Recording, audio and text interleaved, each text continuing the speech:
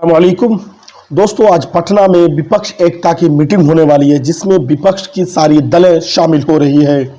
बताते तृणमूल कांग्रेस के सुप्रीमो और बंगाल के सीएम ममता बनर्जी भी कल ही आ गई है। अखिलेश यादव हो या फिर आम आदमी पार्टी के अरविंद केजरीवाल हो, जेडीयू, कांग्रेस, यानी जितने भी विपक्ष के दल हैं, सारे दल जो है अपना ताकत दिखाने के लिए इस बार फिर पटना में जमा हुए हैं। और आज का तारीख है जब विपक्ष अपना ताकत दिखा रही है।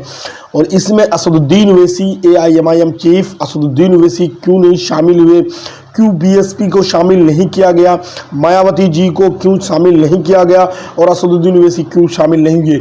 आपको याद होगा 2019 लोकसभा चुनाव से पहले इस तरह से महागठबंधन की एक महा रैली हुई थी। उस रैली में इस तरह से तृणमूल कांग्रेस, आरजेडी कांग्रेस और उसके बाद अगर हम बात करें दोस्तों तो अखिलेश यादव, मायावती, तमाम विपक्ष दल इकट्ठे होकर के एक बड़ा संदेश देने की कोशिश की गई थी।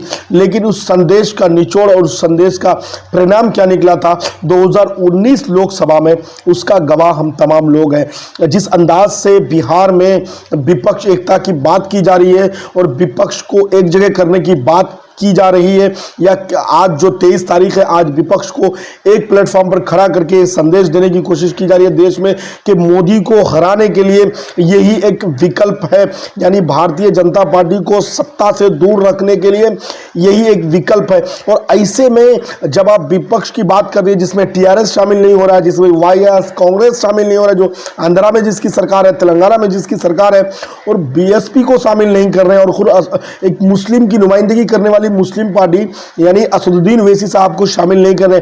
आप शामिल कर रहे हैं किसको? फारूक अब्दुल्ला को, उमर अब्दुल्ला को, जो पूरी जिंदगी जो है बीजेपी के साथ उन्होंने सरकार बनाई, बीजेपी के साथ रही। ममता बनर्जी को बुला रहे हैं, उन्होंने भी बीजेपी के साथ सरकार में रही है।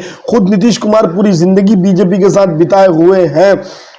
तो दोस्तों, जितनी भी दलें जो विपक्ष की बात कर रही है, सारी दलें जो है बीजेपी के साथ अपने आप को स्टेब्लिश कर चुकी है, सरकारें चला चुकी है। अब वो बीजेपी के खिलाफ जो है चुनाव के मैदान में उतर रही है।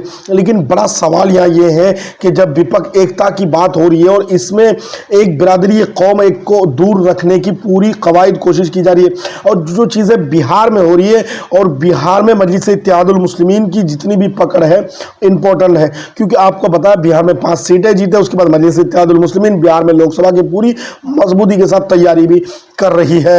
आपको बता दें दोस्तों, सीपीआई, सीपीएमएल और भाकपा माले की जितनी दलें हैं वो सारे दल जो है शामिल हो रही है विपक्ष एकता में।